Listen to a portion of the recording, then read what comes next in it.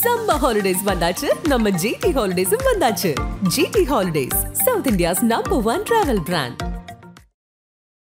யாருக்கு பேச முடியாதோ, யார் பட்டியல் இடத்துல இருக்காங்களோ, பழங்குடியாக இருக்காங்களோ, ஏழைகளாக இருக்காங்களோ அவங்களுக்கு தான் நடக்குது. அப்போ சட்டத்தின்படி தான் அவங்களையும் ட்ரீட் பண்ணணுன்றதான் கேள்வி. அப்போ ரொம்ப வசதி படைத்தவர்கள், ரொம்ப உயர் வர்க்கத்தில் இருக்கவங்க, ரொம்ப ஜாதி ரீதியாக ரொம்ப மேலாக இருக்கவங்க யாருக்குமே இது நடக்கிறது இல்லை. ஒரு அரசியல்வாதிகள் கொள்ளையடிக்கிறதோ மக்கள் பணம் தான் நிறைய நடக்குது. அரசியல்வாதிகளை பிடிச்சி அப்படி கொண்டுட்டோம்னா நல்லாயிருக்கும் அப்படின்னு நினைக்கிறாங்க ஜனங்க. அது நடக்குமா? காவல்துறை வன்முறைகளுக்கு எதிரான பத்திரிகையாளர் சந்திப்பு கொடுத்தீங்க. இப்போ இந்த என்கவுண்டர்லாம் மக்கள் இப்போ ஒரு சம்பவம் நடக்குது, அது பரபரப்பாக பேசுகிறாங்க, சோஷியல் மீடியாலெலாம் வைரல் ஆகுது. ஸோ மக்கள் எங்கே தன்னை கேள்வி கேட்டுருவாங்கங்கிற பயத்தில் யாரையாவது ஒருத்தவங்களை பிடிச்சி என்கவுண்டர் பண்ணுறாங்க அப்படின்னு நினைக்கிறேன். அப்படி அவ்வளோ பொதுவாக சொல்ல முடியாது. அவங்க குற்றம் சாட்டப்பட்ட நபர்கள்னு யாரை அவங்க கருதுகிறாங்களோ காவல்துறை, அவங்க தான் அவங்கள பிடிக்கிறாங்க. அவங்கள பிடிச்சி இவங்க தான் இது தப்பு பண்ணாங்கன்னு சொல்லி, இப்போ உதாரணத்துக்கு ஒரு கொலை செய்தவரையோ அல்லது ஒரு பாலியல் வன்முறை செய்தவரையோ அவர் தான்றதை கோர்ட்டில் எஸ்டாப்ளிஷ் பண்ணிவிட்டு அவரை உள்ளே போட்டோ அல்லது ரொம்ப துரிதமாக ரொம்ப ஃபாஸ்ட்டாக அந்த ட்ரையலை முடித்து அவருக்கு ஒரு மரண தண்டனை வாங்கி கொடுத்தாலும் கூட அது சிறப்பானது. அப்படி இல்லாமல் அவர் தானா அப்படிங்கிறதுக்கான ஒரு உத்தரவாதமோ இல்லைன்னா அதற்கான ஒரு உறுதியோ அதை தெரிஞ்சுக்கிறதுக்கான வாய்ப்போ பப்ளிக்குக்கும் கிடையாது, நீதிமன்றத்துக்கும் கிடையாது. அப்போ போலீஸ் யார் நினைக்கிறாங்களோ அவங்க பண்ண முடியும். இது சட்டத்துக்கு புறம்பானதுன்னு சட்டம் சொல்லுது. நாங்கள் கட்டாயமாக ஒரு கிரிமினல்ஸ்க்காகவோ அவர்களுக்காகவோ பண்ணாமல் அப்படியெல்லாம் எந்த விதமான இன்ட்ரெஸ்ட்டும் இல்லை. சட்டப்படி நடந்து கொள்வது தான் அரசனோட கடமை. அவங்க தப்பு பண்ணுறவங்க குற்றம் இழைக்கிறாங்க, சட்டத்துக்கு புறம்பா போகிறாங்க. அதே மாதிரி சட்டத்துக்கு புறம்பா போய் ஒரு கொலையை செய்ய முடியாதுங்கிறது தான். எந்த ஒரு நாட்டில் சட்டத்திற்கு பேச்சுக்கு இடமே இல்லையோ, சட்டத்தை மதிக்கவே இல்லையோ, அங்கெல்லாம் தான் பிடித்த உடனே தலை சேதம் சிரசேதம் பண்ணுறது, வெட்டுனா வெட்டுறது அப்படிங்கிறதெல்லாம் இருக்கும். அந்த காலத்தில் கொடுங்கோல் மன்னர்கள் கேள்விப்பட்டிருக்கும். அந்த ஒரு ஸ்டைலில் இப்படி பண்ணுறதுங்கிறது ஏற்றுக்கொள்ளவே முடியாது. இன்னும் சொல்லப்போனால் லாக்அப் மரணங்கள்லாம் அவ்வளோ நடந்திருக்கு. அப்போ அந்த இடத்துல நானே ஒரு வழக்கெலாம் நடத்துகிறேன். இந்த மெரினா பீச்சில் குதிரை ஓட்டி கொண்டிருந்த ஒரு இளைஞர், அவர் இன்னொருத்தரோட வராரு, கேள்வி கேட்குறாரு, மோசமாக அடிக்கிறாங்க, செத்து போயிடுறாரு.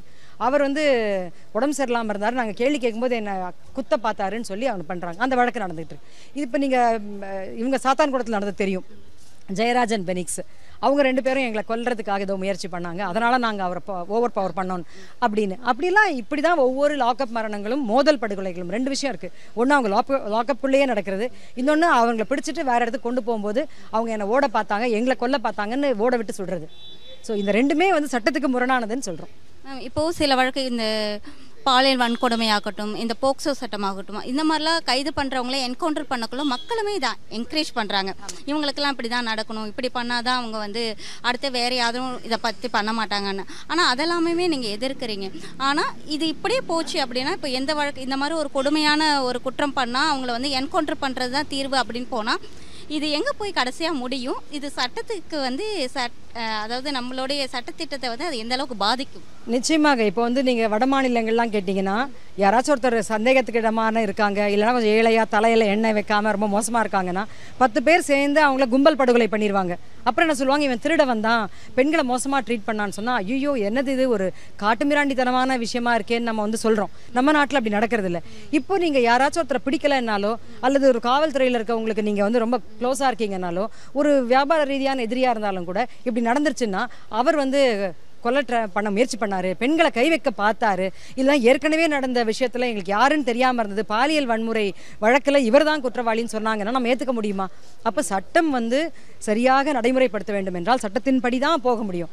அப்போ ஒரு காவல்துறை சட்டத்தை தன் கையில் எடுத்துக்கொண்டு இது மாதிரி செஞ்சாங்கன்னா இந்த நாட்டில் ஜனநாயக நாடாக இல்லாமல் அது ஒரு காட்டுமிராண்டித்தனமான ஒரு சிந்தனையாக போகும். அந்த அதிகபட்ச அதிகாரம் காவல்துறை எடுத்துக்கொள்ளக்கூடாதுங்கிறதான் உண்மை. காவல்துறை இதை எடுத்துக்கிட்டாங்கன்னா பிற்காலத்தில் யாரெல்லாம் சந்தேகப்படுறாங்களோ அவங்களுக்கு வேண்டாதவங்களா இருக்கிறவங்களெல்லாம் சுட்டுட்டு இவங்க இந்த குற்றம் பண்ணாங்க அதனால பண்ணிடலாங்கிறது மக்கள் சாதாரணமாக அப்போ எடுத்துக்குவாங்க. உதாரணத்துக்கு லஞ்சமோ அல்லது ஒரு அரசியல்வாதிகள் கொள்ளையடிக்கிறதோ மக்கள் பணம் தான் நிறைய நடக்குது.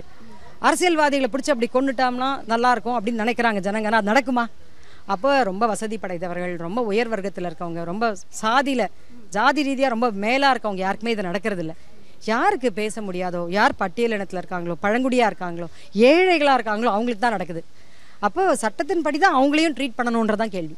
Okay ma'am. இப்போ நீங்கள் கொஞ்ச நேரத்துக்கு முன்னாடி கூட ஒரு லிஸ்ட்டு கொடுத்தீங்க. அதில் என்கவுண்டர் பண்ணவங்கள 3/4 பேர் தாழ்த்தப்பட்ட ஜாதியினர், சிறுபான்மையினர் தான் அப்படின்னு சொல்லியிருந்தீங்க. அதனாலே இது பெரும்பான்மையரும் குற்றங்கள் பண்ணுறாங்க, ஆனால் அது மன்னிக்கப்படுது. இவங்க சட்டத்தின்படி அதை எடுத்துகிட்டு போய் நடத்துகிறாங்க. அப்போ அவங்கள யாரையும் மன்னிச்செல்லாம் விடலை. காவல்துறை என்ன பண்ணுறாங்க, கேஸ் போடுறாங்க, அவங்க அலையட்டும், நீதிமன்றத்துக்கு போட்டோம், நீதிமன்றம் அவர்களை குற்றவாளின்னு சொன்னால் ஜெயிலுக்கு போகிறாங்க, குற்றவாளி இல்லைன்னா அவங்க விடுதலை ஆகுறாங்க. அதே மாதிரி தான் எல்லா கடுமையான குற்றவாளிகளுக்கும் செய்யுங்க.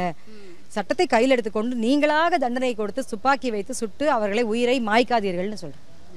உயிர் பறிக்கிற உரிமை யாருக்குமே கிடையாது. சட்டத்தின்படி தான் நீங்கள் வந்து என்கவுண்டர் செய்கிறதுக்கான விஷயமா இருந்தாலும் ரொம்ப தவிர்க்க முடியாமல் ஒரு இடத்துல ஒரு அதிகாரியை சாவடிக்க வராங்கன்னா அப்போ நீங்கள் பண்ணுறீங்கன்னா அதை நியாயப்படுத்த முடியும். ஆனால் ஒரு வருஷத்தில் ஒரு மாதத்துலேயே 4 நடக்குதுன்னு சொன்னால் இது ஒரு முற்றிலுமான சட்டத்துக்கு புறம்பான ஒரு வேலைன்னு சொல்கிறோம்.